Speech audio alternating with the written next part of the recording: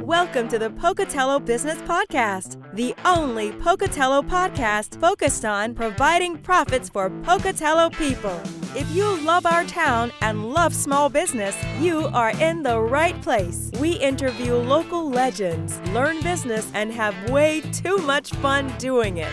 You're listening to the Pocatello Business Podcast with your friend, host, all-around great guy, and owner of New Clean Commercial Cleaning, Spencer Ward. All right, everyone. We are back with the Pocatello Business Podcast, another episode. Shawn, we might have to creep in a little bit. He's in the office today. Two bigger guys crowding around the camera is always fun. This is Shawn Corrales from Shamrock Foods. This guy, he's been around the nation. He started off in California. He made his way over, and his dad was a retired U.S. Marshal. So he made their way over to Kansas, ended up going to Maryland for a few years, and then ended up in Florida. Along the way, he picked up some sous chef skills, some executive chef skills, and now he is selling the food because it's a little more normal of a life than being a chef locked in the kitchen. Right, yeah, as you know, chef is 7 days a week, 24/7. It seems like. And so. Well, perfect. Well, Shawn, glad to have you on the show. Thank you. Tell us something fun or interesting about yourself before we start. Oh gosh, well, I'm just a jolly guy, so I'm always fun. And if anybody that knows me knows I like to eat. That's probably why I got into this business. That's me too. As soon as I could get up to the stove and start cooking at 8 years old, I was preparing food for myself and the family, and that's kind of how it all began. You know, I wanted to be a law enforcement growing up, like my father, but gosh, I just had a natural talent for cooking and of course, natural talent for eating. That's right. So I ended up becoming a chef. It's just a natural course of things. So, of course, no pun intended. Yeah. So you've been with the chef now. You've been in the food service industry for how long now? Professionally, 30 plus years in the food industry. Selling, it's been a little over 10 years, and it is more normalized. Sure. It's typically a Monday through Friday kind of job.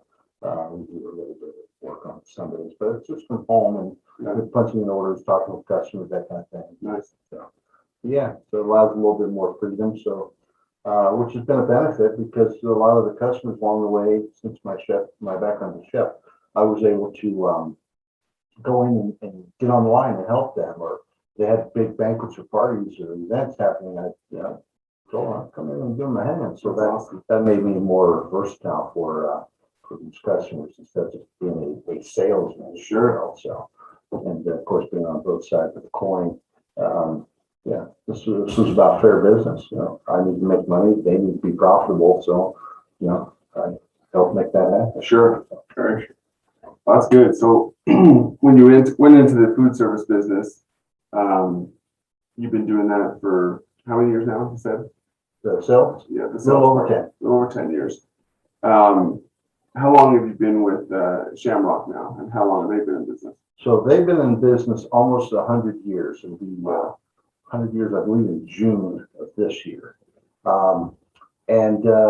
I've been with Shamrock since August of last year. So I came here from Florida last year, August, pulling a big trailer, my truck, and a dog. Nice. And pulled in and started working. They hired me out of Florida to come here. And What's your favorite part of doing this, besides the being able to be around the food and cooking and stuff? Well, it's definitely the people. You meet so many diverse backgrounds of people, where they came from, their food ideas, their food backgrounds, and it's nice to be able to relate to them and be able to help them be profitable and successful. Sure. That's the biggest reward. Yeah. Do you have a biggest mistake that you've made in business so far?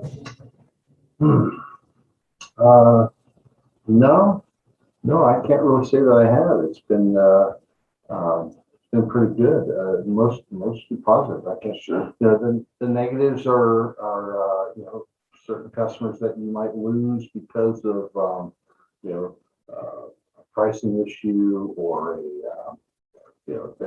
no fault to me that they go out of business, or they're not managing their money properly, or they're a corporation that decides to go to another corporate level of purchasing somewhere. So those are the only things that kind of bum me out. But not naming the names. Red Lobster. Come on. Yeah. Hotel. Right. So maybe they'll bring in an Olive Garden. Yeah, someone's got to replace that. Maybe a Crab Shack or something. Yeah. Okay, well that's fun. Yeah. So that would be fun and rewarding to be able to help people go through that system and figure out what's going to work best for them in their restaurant. Right. So ideas and stuff, and introducing to new products on the market. Some people. So in the restaurant industry, a lot of people they're working so much that they get kind of narrow tunnel vision, focused on what they're doing, that they forget about some of the other things that are out on the market, new ideas that are coming or trending. And so that's my job to show, hey, look what's new. Sure. It's a new product that's coming out, or there's a different cut of meat that's becoming popular, things like that. Sure. I like it. Now you're making me hungry now. So. Right. Well, perfect. So what's one of the biggest myths you would say in your industry? That's a good question. I should have studied for that one. No, it's okay. It's okay. While you're thinking about it, I can throw another one at you if you want to. Sure. And this is kind of the lightning round, and I'll kind of quickly transition right now because the lightning round is sponsored by Dell's Outdoor Advertising. These guys have been around the community for over 60 years, providing billboard services for people, digital and traditional. Give them a call, mention you heard them on the podcast, and they'll give you if you sign up for 3 months, they'll give you the month for free or your installation for free. If you give Rob a call at Dell's Outdoor Advertising. So they are sponsor the lightning round. So I would also ask the second question while you're thinking of the other one. Do you have a favorite book or a tool that you use within your business or even a software that you like and why? Gosh, no, it all comes down to the internet these days. So Sure. if I've got a question or a thought, or I forgot about something, then Google it up. Yeah, got to Google it up. It's about all of us. We do that all the time. Just Google everything. It's awesome. Right. That's my go-to. Perfect. Okay. I'll let you keep thinking about a myth. If you the other myth is on the restaurant side of business. Most people think, gosh, these guys, restaurateurs are getting rich, and the truth and reality is profitability in the restaurant industry is about nickels, dimes, and pennies. So they really have to manage their food costs, their inventory costs. They can't have thousands of dollars in inventory on the shelf because that's just money on the shelf. Payroll, right? That's the payroll. That's all those things. Yeah. So if you're thinking about getting into the industry, it is a full-time job that requires your attention 24/7.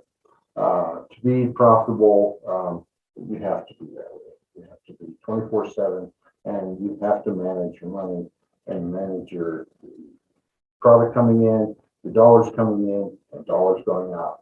And that's where somebody like me can help. Sure. So I like that. That's a big one right there. Because I've also heard that restaurants are one of the most failed businesses out there too. Yes. Starting out. Yep. If one goes out, if one goes out, there's another one coming in. There's always somebody that thinks that they can be, successful in the restaurant industry, but it takes a lot. There's a lot of cogs that it takes to run that business. So. I think everyone mistakes what they're getting into as a business, and they don't realize how much it's going to take to get into it. I didn't when I started my business, and then you realize how many more moving parts there are. And you're like, oh man. So, right. You mean I just can't cook and serve people? Like, no. Yeah. Sadly, once you get to the point that you've established yourself, maybe you can get back to that point, and you can hire smart people to do the rest. But so what would be your biggest advice to people maybe that are starting up a restaurant or thinking about starting up a restaurant? What would be your best advice to them? plan ahead. And if you have a figure of what you think it's going to cost you to start up, double that. Make sure you meet with your vendors, or a vendor, somebody that you know or you trust, in order to get everything you need to get started. Talk to your health department. Make sure that you have all those rules in place for before you start. So that way you're ready when the doors open. You're ready to prepare, or ready to sell. To sell. Sell and serve. Yeah. Good stuff. Yeah, that's a big one right there. And I would also add to that, it's just so many people when they get into a new industry, I don't think they really know what to expect for a net operating income. What's my gross margin? What's my net margin? And those things, if I was going to do it again, starting with what I did with my business, I would have loved to have known that. Like, what's the industry standard, so I can have a benchmark. Like, okay, I need to be at least making this net.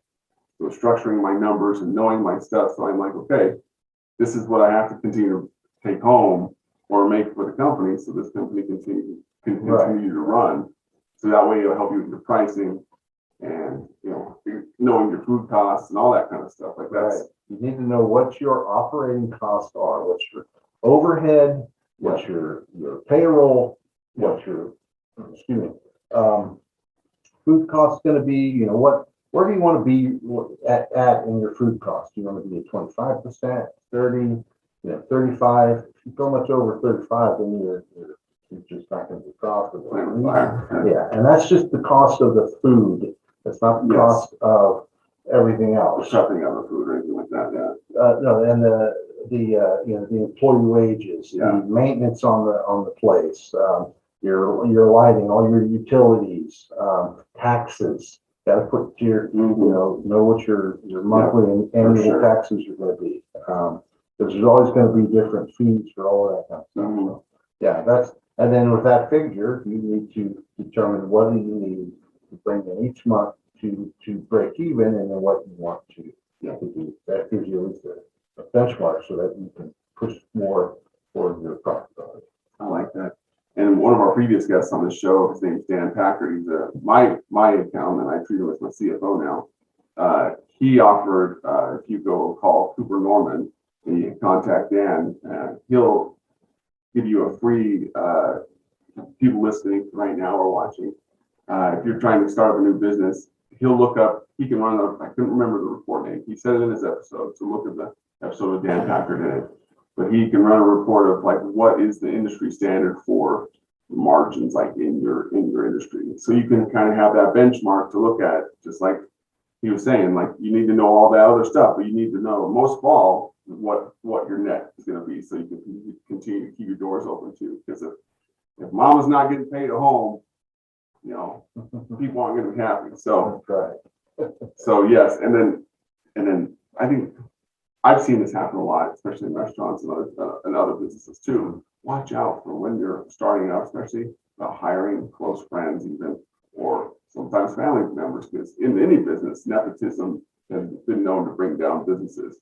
So be careful. If you're going to do that, have some wording in place, some contract in place, so they know this is how it's going to be, and make it all go through the legal channels. So yeah, that's so true. Perfect. Well, Shawn, is there anything I didn't ask that I should have? No, not that I can think of. I can tell you that if you have a passion for eating like I do, then maybe this business is the business for you. So. Well, Shawn, if the restaurateurs are listening right now, if they're thinking, man, you know what, I want to give Shamrock Foods a taste of my business and see what they have to offer me, what's the best way to get a hold of you? By phone, and they can call me anytime. I have my phone seven days a week. The only time that I'm not answering my phone is after 9 o'clock when my head hits the pillow. Beautiful. I'm up at 4 or 5 o'clock every day. I just am. So call me at 208-776-0815. Perfect. All right, guys, you heard it there. Give Shawn a call. He's a great guy, And hey, he might even throw in some free cooking advice for you as well when you start ordering through him as well. So, Absolutely. okay, John, appreciate you being on the show. And Sure. until next time, we'll have you on the show again. So, Yeah. everyone listen, keep listening to the Pocatello Business Podcast. Subscribe, download, and share with your friends, guys. And rate the goofball that's the host of this show as well. You know, it's always nice to see some stuff like that. So, have a good one and see you later. Congratulations on spending a couple minutes getting just a little bit smarter, having some fun, and supporting the Pocatello business community. If you are feeling the love, make sure to subscribe, rate, and review on iTunes, Stitcher, or wherever you are.